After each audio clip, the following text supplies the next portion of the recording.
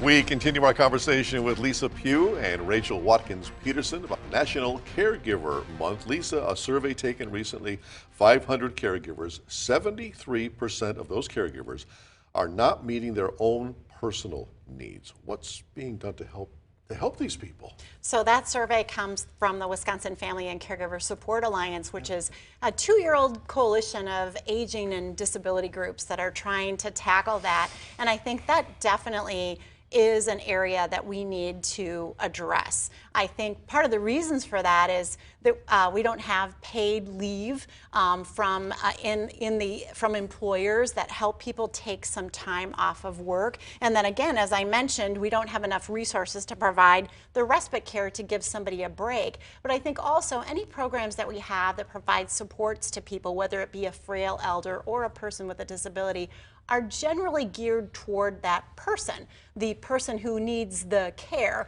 And we aren't asking a lot of questions about the caregiver themselves. And so I think there's a lot of discussion in Wisconsin of, can we do a better job of identifying caregivers, helping them to identify as a caregiver, and then maybe figuring out how to put some resources or information in their hands to help with these things. And Rachel, a lot of these people are under stress. What can caregivers do to ease the stress? I mean, any little tricks, any little tips they can do? Seek respite care. One of the things when backing up, a lot of people, when we're doing outreach, they don't know what respite care means. So it's educating the public that respite care is a short break from caregiving duties, and it gives you a chance to rest, refresh, and recharge. A lot of times people, when they're in the caregiving role, they feel isolated, they feel anxious, it leads to depression, and oftentimes the mental health toll it takes on them exasperates physical health conditions. We often talk about people who are getting older and needing care, but Lisa, as you mentioned, there are families who have maybe children with special needs. What kind of challenges do they face on a daily basis? So 60% of adults with intellectual and developmental disabilities are living with their family members. And, you know, kind of related to this care gap and the aging Wisconsin population issue that we have, a lot of those family members or parents are in that aging boomer generation to where they won't be able to care for that adult child with intellectual and developmental disabilities much longer. So that's creating another type of crisis. So in my work with the ARC Wisconsin, I travel all over the state, and I often am meeting 80 and 90-year-old moms and dads who are still supporting an adult child who's maybe in their 50s, who they do a lot of the daily care for, from helping them with a shower in the morning to helping them to eat and, you know, get dressed. And, you know, not a lot of moms and dads have that level of care anymore for a child. So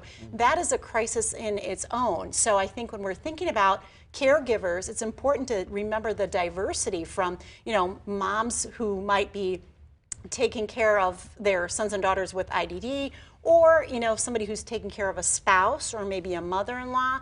I think we need to, you know, make sure that we're meeting people where they're at. You know, most people, when they're a caregiver, it's kind of for only a certain amount of time. I mean, God forbid it happens, the person you're caring for passes because they're older and your duties are finished. But for other people, as you were mentioning, this is a lifelong commitment, especially when you're dealing with kids. Absolutely, and I think that's why we really do need to help people identify as a caregiver. As Rachel mentioned, sometimes people don't even know that that's who they are. I'm just a mom. Like, this is what I do for my son or daughter and what I've been doing maybe for decades. But I think the more that we can, in our communities, really respect and identify and reach out to support the caregivers of all kinds, the better off we'll be. You know, Rachel mentioned the importance of respite, but I think it's important to think about how can we expand that definition of respite, because it doesn't always have to be someone coming in to care for my loved one. It could be somebody who brings me groceries, who mows my lawn, who gives me a break in other ways to relieve my stress. What do we do about the people who all of a sudden find themselves being a caregiver? Suddenly, something like an accident, an injury. What's the first step they should do? First thing you should do when an accident happens, an injury happens. Depending on the age of the care recipient, it's knowing who to reach out to. Depends on, like I said, the age of the care recipient, meaning if you would reach out to the county or the ADRC. And typically those are both the two first steps. And the unfortunate thing is when they're in this crisis mode and it just happens, they don't know what they need. They don't know where, first of all, they don't know where to start. But they don't know what they need. They don't know the resources out there. And with the complexities of all the programs, it can be really overwhelming and daunting. Not just their role as, I don't want to say just, but not their role as a caregiver, but also understanding how to navigate the system. And we often forget the people who need the care. This is emotional for them because all of a sudden their role in life is different. Now somebody has to take care of me. Absolutely. I think Rachel mentioned the ADRC, so that's acronym for Aging and Disability Resource Center.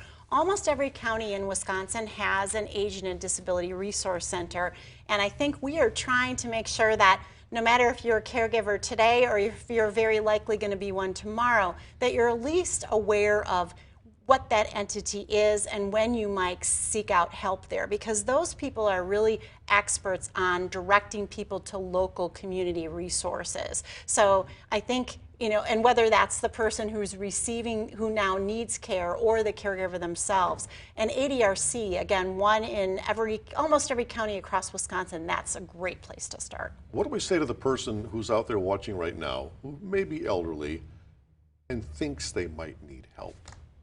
They've been resisting, but they're watching this program going, you know what, that's me. If they think they need help, they need help. And I think absolutely, and I think that the most important thing and message to convey to them is, you're not failing because you need help. You're preventing burnout. You're not failing in your role as a wife, as a parent, because you say, I need help with this. This is too much. Oftentimes when I'm working with families who finally have come to the conclusion, I need help, and I say, when's the last time you got a break? I would say 98% of the time they'll answer, well, I go to work. So their version of a break is going to their job. Work is the break. Work is the break. Because it's such a difficult time at home. Absolutely. What they face. Yeah. Caregiving, caregivers. We continue our conversation right after this. Stay with us.